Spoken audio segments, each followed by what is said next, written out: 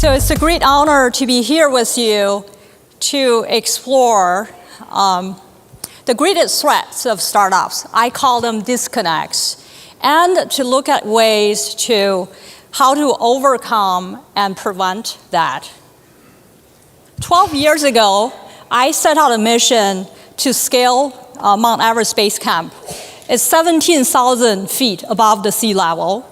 It was an important mission for me, not only because of it was in honor of my grandmother, but also it was a personal drive I carried to make her proud.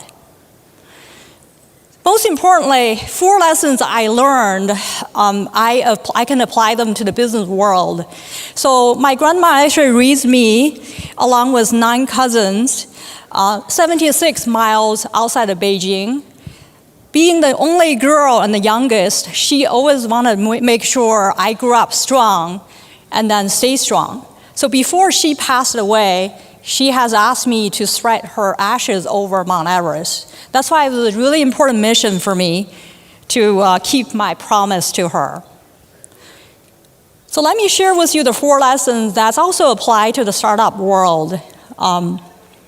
The first one, in order to achieve that goal, you have to prepare, right? You have to really do research and then talk to the people who really have been there, done that. And for me, I have to decide who I would go on the trip with, and then what driver or tour guide I would select. And most importantly, I get myself trained physically. It's 10 to 12 hours of training a day for more than a month. And you have to make sure you pack it right. And then most importantly, pack with your purpose and understand why you're doing that. No matter how well you prepare, unexpected things always happen. So as we reach out the mountain, we have to adapt, right? We adapt when our camera broke. We adapt when weather changed by the minute. We had to adapt when the river we crossed reached knee-high. And then we also have to make executive decision when we see the sign to say tourists are not allowed to go beyond that point. We pressed on. So among the 200 people who attempted to reach that point, only 3 people made it that day. So that's 1.5% of people success chance. And then the route going to Mount Everest is not straightforward. Right? And for those of you who really a mountain climber, you know that you have to learn how to acclimate. What that means is that for climbers, Mount Base Camp is really a pivotal point for the climbers who want to reach to the summit. So every time they reach to Camp 1, they have to go back to Base Camp. And then they spend the night there, go to Camp 2, spend the night at Camp 2, come down to Base Camp. Again, they do that again and again to get their body used to the altitude slowly. That's the process they go through. That's why it's a 40-a-day, average 40-a-day process to reach the summit. I find the base camp is really a profound marker that reminds us sometimes in order to step forward, you have to always step back, right, in order to move ahead. As we get back to the trailhead of the summit, we were recommended to go to the hospital to celebrate with IV fluid first. Obviously, after 12 or 14 days of journey, losing 10% of body weight, I was very grateful to reunite with the people we left behind throughout the journey, and then celebrate with IV first. And of course, we had champagne later on. So in the past 12 years since my trip, I always think about the 4 lessons I learned when I run into business challenge in the world. I was struck by the fact that 90% of startups actually fail because of to scale their mountain because of the traction gap. When I say traction gap, is really the time period between your product release to the time period you gain market traction. So I summarize them under 5 gaps here, right? As you turn your idea into product, you'd have to overcome your product market fit gap. And then as you move from product to market, you need to overcome your defined minimum. What is your minimum viable product? That's the gap you have to do. As you move from market to scale, 3 more gaps you have to overcome, right? That is voice to customer gap, the process gap, and measurement gap. So in the next few minutes, I will share with you 3 real stories that talk about how these 3 companies overcome all 5 gaps, 5 different gaps to propel their growth.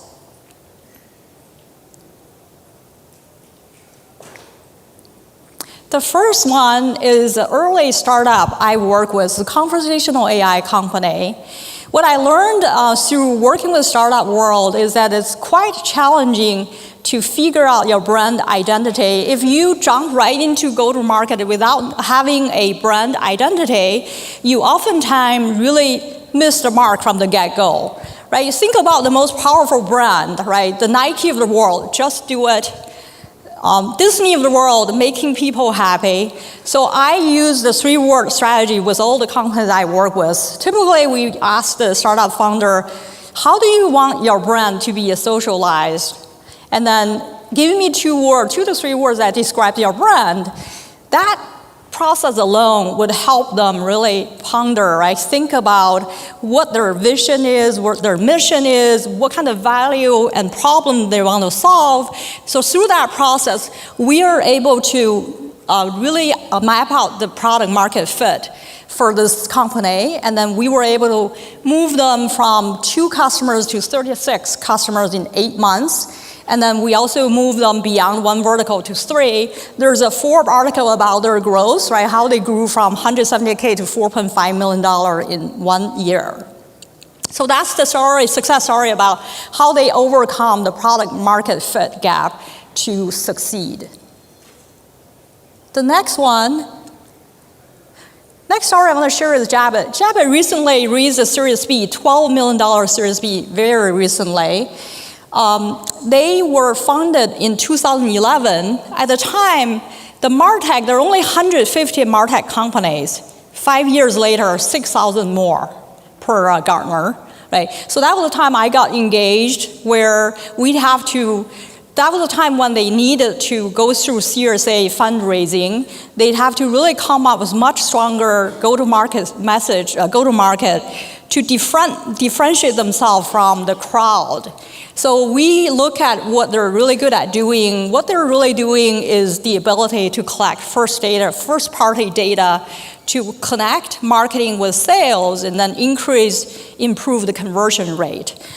So by doing that, we really shifted go-to-market from MarTech to Hello Declare data, and then they're much more ahead of their competition. We also look at deeper dive into their business model, look at their revenue mix, look at their pricing structure, and optimize all that, and shifted their enterprise revenue mix from 45% to 80%. That's how we tripled their revenue in the past 12 months. So that's how Jabbit overcame the defined minimum gap, right? They moved from minimum viable product to minimum viable repeatability to achieve their growth. The third one is Marketo. Many of you heard from Steve Lucas yesterday about the post-acquisition phase, right? Adobe just acquired them $4.75 billion recently. I'm going to share the story about the early stage of Marketo when I joined, where they just went public, well known as a small SMB leader in marketing automation with 400 employees at the time. They were pivoting to enterprise. So we had less than 17 enterprise customers. They had 3 main challenges at the time. The consulting margin was double-digit negative. And then the customers oftentimes were not happy because what was sold in the field is not aligned with what needs to be delivered. And then most importantly, they couldn't gain the traction of selling into enterprise accounts. So those are the 3. And then what we did, we acclimate, right? Acclimate back to the customer. I talked to every single one of these 17 customers, and then not only talk to the marketers, but also talk to the CMO, CIO, CTO, really understand what is on top of their mind. If sky is the limit, what their definition of success is, and how can we help them achieve those goals. So what we learned through that conversation is that the CMOs are challenged to understand the marketing roadmap, right? What are things you can do throughout the journey to really claim the success, and how do you really measure the success of marketing automation? So we actually started a digital marketing practice just to provide that marketing automation roadmap for them. And on the CIO, CTO side, we learned that deploying Marketo was not a challenge at all, right? Plug and play, a few days of work will be done. But what's really most challenging is the integration. How do you plug Marketo to integrate that smoothly with all the existing ecosystem there they have? So we built an integration practice. Actually, the integration practice leader is right here in the audience today with us. And then by inserting those two practices, not only we were able to achieve more success, we were also able to elevate the conversation with the C-suite executives. Then we were able to grow the revenue from less than $5 million to $155 million ARR in 3.5 years. So every single startup is unique, right? What works for one may not apply to you. However, remember, you can always find a positive milestone to celebrate. Not every company will achieve to become a unicorn. I wanted you to, I hope all of you will walk out of here to remember the 4 lessons I learned through scaling the Mount Everest, right? That is prepare, adapt, acclimate, and celebrate. And I urge you to really take a hard look at your business, really understand where your traction gaps are, and take actions to cure your disconnect. So that being said, I'm going to leave the last minute for questions. Yeah. Yep. What's the biggest challenge you face as a leader, and how did you overcome it in your organization specifically? The biggest challenge, the question is, what's the biggest challenge you face as you go through working with the startups? And so the biggest challenge is that these pocket aces the startup owners have, right? Everybody is challenging to hear people tell you your baby is ugly. And even with Marketo, right? Even they grew that much, they had to exit in the end. So you grow. What really does not, crisis actually sparks creativity, crisis sparks innovation, but when you are ahead of everyone else, that's where the most dangerous point, where complacency really kills, right? So to me is that to constantly reinvent yourself, right? Think about things that you've not think about. Sometimes you have to admit that you talk to others who've been there, done that, no matter how good you are, maybe it's time to reinvent yourself. That to me is the biggest challenge for all of us, myself included. Any other question? Hi. Question on the slide. When you say the entrepreneurs have to adopt, but would like to hear your thoughts when they should adopt or change the strategy versus sticking to their game plan, believing in themselves, believing in their idea. Not in terms of the tactical, but in terms of believing in their core idea. When any entrepreneur starts with an idea, and there's always pitfalls, there is always struggles, there's always negative, there's always naysayers. And obviously, they all have to adapt to new strategy, new markets, other thing. But there is also believing into their core idea, sticking to their game plan, and believing in themselves and running to the end. When should they believe in that, their core idea? When should they adapt, actually? There's a RX for that, right? Unfortunately, it's part of it is gut. Part of it is you engage with experienced people. you have to really, it's like, the fact that I went to Mount Everest, I got a lot of resistance, right? Even the family members saying you can just spread over through helicopter, the ashes through helicopter. That's not the same, right? If you believe in something that you know that you have to make it happen, it has a higher purpose than anything else you do, then that drive will help you succeed, right, halfway. And in addition, you have to have, the people who's been there, done that to help you. You think about each of the gap, each of the stage you go through, and then you have to make judgment call. The fact that when we reach the point, it says tourists are not allowed to go beyond that point.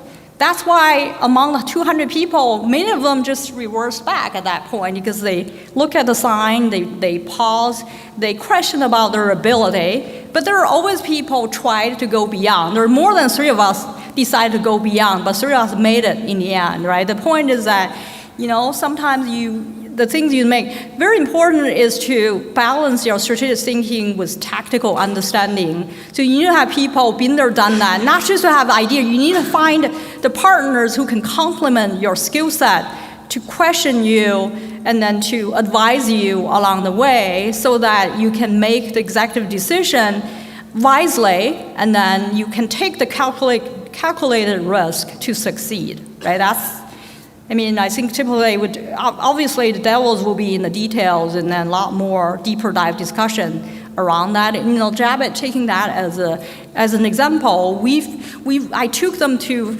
17 investors, only 2 believed in them the first round, right? In the second round, the more investors chasing them because they've seen the traction they've gained. Vish was part of that process. When they went, Series A was very challenging. When you have 6,000 vendors out there who all do the same thing, how do you jump out of the page, right, to make yourself, to tell people you are different? Not until you really, have the result to achieve the result to prove. So this is why we do, I'm talking about the disconnect. The startup ecosystem is really broken, right? Most investors do not invest in you until they see the traction, but how do you get traction without funding, right? So it's very backward, the world. So that's why we're out here, we need to fix that, right, hopefully. Yeah. I hope that answers give you some perspective. Indeed, thank you. Yeah. Hi, I have a question. What advice would you provide aspiring entrepreneurs in a startup identifying whether their company and product is stalling due to perhaps a lack of traction or brand identity, or whether it's a need to adapt and pivot their original idea? So there are many factors you have to really take into consideration for that. Number one is the market, right, dynamic, right? It's 2011, MarTech is really hot, right? It's only 150 companies who do that, but today if you're in the market space, you might be in the hot seat, but if you're in the AI, I call them accelerated investment company, right? So that's market condition. Number 2 is what problem you're trying to, the why is very important. What problem you're trying to solve, right? Is that really meaningful? The problem you're trying to solve, is that really meaningful? And then how big the market is called TAM, total available addressable market. And then the other thing is the talents you have, right? The team, your ability, plus whomever you have on your team, if you're capable of operate. And then the other thing is your brand identity. I'm talking about this, when you're trying to go to market, you don't just turn your idea to product, go to market, because you need to take a step back, just acclimate, right? To think about, if I want to go to market, how do I want people to associate my brand with, right? But just do it, Nike, everybody knows, right? The think differently is Apple, so people know who they are. That's important. There are many nuances that go through. These sound simple, but there's so much for you as a founder to digest, and then you have to make executive decision as you go along. Most importantly, find your Sherpa, right? If you climb the mountain, you cannot do it alone. You have to have people who've been there, done that, and then give you advice as you go along. And do that early. Don't wait until Series B to hire someone seasoned to do that, because that you're already off on the wrong path by then. That's way too late, right? Okay, That was the last question. Thank you very much, Helen. Helen, please big applause for her.